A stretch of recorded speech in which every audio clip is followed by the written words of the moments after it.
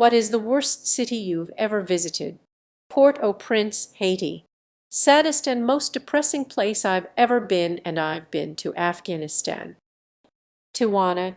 I got pulled over, accused of being drunk, arrested and sentenced to a year in prison in less than 48. Took the US a month to find me and get me out. Time for the weekly Gary, Indiana bashing. Haven't you've ever wanted to speedrun meeting a proud about it pedophile, an insane religious zealot, and a meth dealer? That's the place to go. Not a very well thought out take, but I once stepped outside on a bus that made a stop in Shreveport, Louisiana, and thought right away I wouldn't mind if I never saw this place again. Blythe on the Coast border. What a shithole. North Battleford, Saskatchewan. Dubai. Weird city. Something about it doesn't feel right. Cairo. Sexual harassment and scams at every step of the way. Medical professionals of Reddit, have you ever had a patient so lacking in common sense you wondered how they made it this far? If so, what is your story? There is a reason the instructions for prescription suppositories say unwrap and insert, and not just insert. Paramedic. Elderly woman complains that her mouth is dry and she felt a bit dizzy climbing the stairs earlier. Go through the whole rigmarole of getting a medical history, vitals, more detail on symptoms. Ask her what she's had to drink today: a cup of tea, 10 hours water. What fixed it within 5 minutes? Physical therapist had a patient with neck pain and spasms, also complained of anxiety and heart palpitations. Asked about caffeine intake and patient revealed drinking an average on 15-20 cups of coffee daily. To not expose his identity, Batman is either driving the Batmobile uninsured or is committing insurance fraud. I think insurance fraud is near the bottom of the list of laws he breaks. I'm guessing he doesn't have a license plate on it either. It's probably not even registered. You can be self-insured for a vehicle if you have a dedicated account that has a specific amount of money in it set aside for incidents. What cop is pulling over the Batmobile? And if they tried, what makes you think he would stop? If he were to incorporate Batman, then the car and its insurance would be registered under Batman Inc., and therefore no Bruce Wayne name. I can't believe I just became one of those people that argue comic book characters on the internet. Cars also not registered or anything. No license plates. Although I can't imagine Batman waiting at the youve.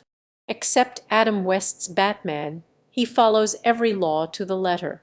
I feel like he can insure himself through his own insurance company. You get pushed into 2030 for 10 minutes, and you get one Google search. What you looking for?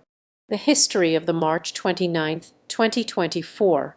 Reddit, you go back in time to 2023. What would you do? Has George R. Martin finished the series? 10 minutes is a long time. I may only get one Google search, but I'll DuckDuckGo the shit out the rest of that time. 2024 March Madness bracket. Warren Buffett has a standing $1 billion offer to whoever gets a perfect bracket. 10 minutes for one Google search. I will search why the internet is so slow. Lottery numbers 2023. Biggest lottery winners 2023, and the numbers for the drawing just before them. Probably look for my obituary. If I die of cancer, then I will know to keep a lookout, get an early start on that shit. Catching it early is half the battle. How do I use the shells? The winners of the next 7 Super Bowls. And Baseball World go Biff Tannen. People who aren't from America, what is something you find weird, odd that America considers normal? Considering Donald Trump as a potential presidential candidate. Is hilarious to see from outside us. The healthcare system. Why are so many people against universal health care? It makes no sense. Oath of allegiance. Flags everywhere. It's almost as if us Americans are afraid they'll forget in which country they are in, unless there is a US flag within sight. The almost competitive nature of religion. It seems less about believing in your particular deity and more about showing how much you believe in them, almost like a spectator sport. Tipping culture, strictly optional or non-existent elsewhere. Keeping your pet dogs inside cages, crates in your homes. If you did that in Australia, people would ask why you're being so mean to your dog, like is it being punished for something, or what did you do if an unattractive girl asked you on a date? Honest. It happens, I reject her kindly. Attraction is an important part of a relationship. If you put me on the spot as a single guy, then yes, I'm taking the date. There's more to a person than looks, and I can't pass up someone who shows the courage to approach me for once. Yes, that would be great. Thank you, and I would treat the date as I would any other. I want to get to know the person, not the wrapper they are in. Unless she has traits or other things that push me away, her level of attractiveness isn't a problem. I'm 42 with a child. I just tell them I've retired from dating. Does she have a big booty? If so, yup. We'll look past most things for some juicy cheeks. What things are claimed to be stigmatized in media, but actually aren't in society? I have to say wearing glasses and having braces. No one called me four eyes. No one called me tinsel teeth. Believe me, I was made fun of as a kid, but those weren't the reasons. Wearing glasses.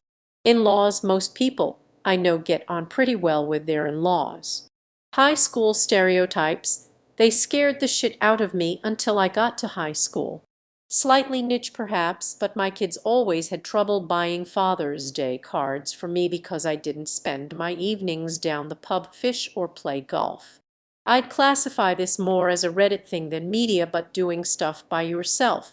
Some people here get almost hysterical when they describe eating at a restaurant or seeing a movie by yourself. I guarantee you that if you're behaving normally, no one else gives the tiniest of shits if you went out by yourself. Saying Merry Christmas. The use of the word fuck. If you could master anything instantly, what would it be? The stock market. Being able to talk clear and concise. Learn every language currently spoken. Shutting my brain off anytime I want. I'm fucking sick of overthinking.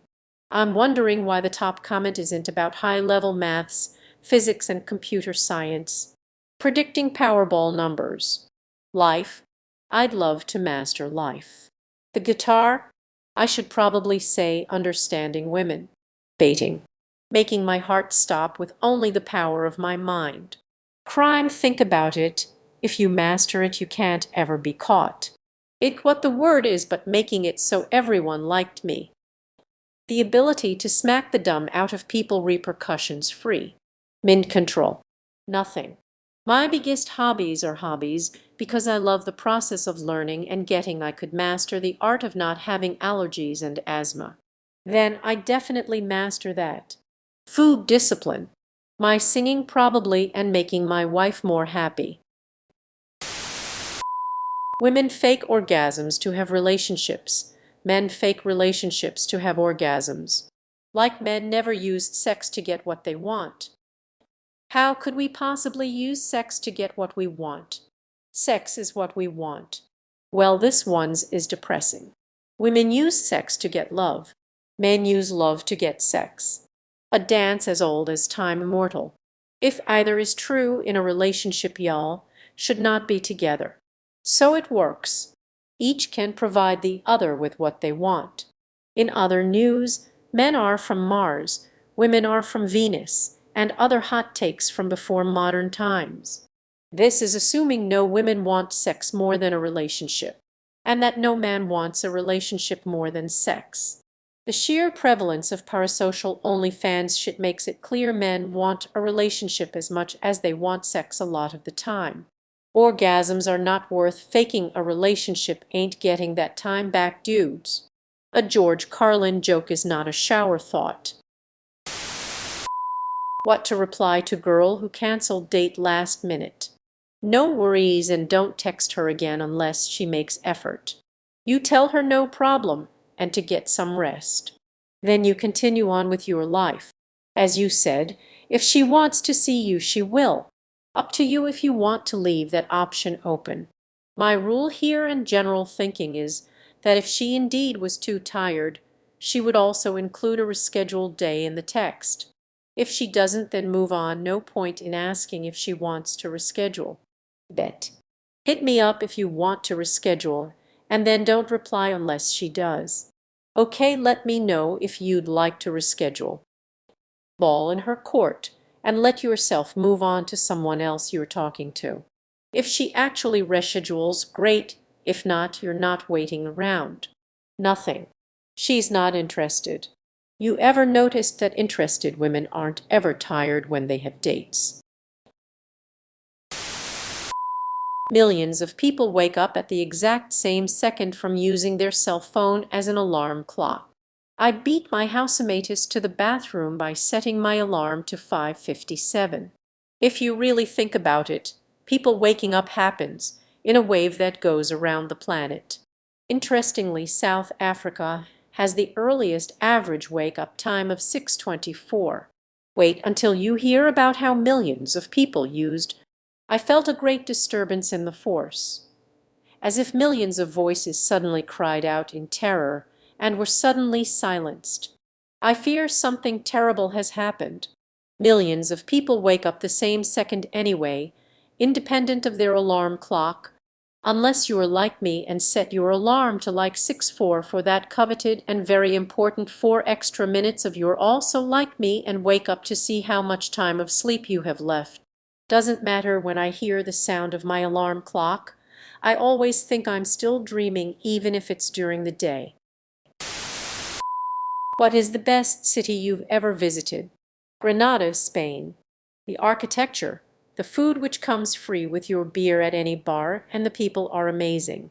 Kyoto, Japan is so beautiful and full of calm vibes and culinary delights. Visited Vienna and never left. Best place on earth.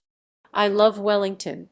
Lots to do, lots to eat, and you can walk to most anywhere or a short Uber trip with zero waiting. It's my favorite getaway, but I wouldn't want to live Australia.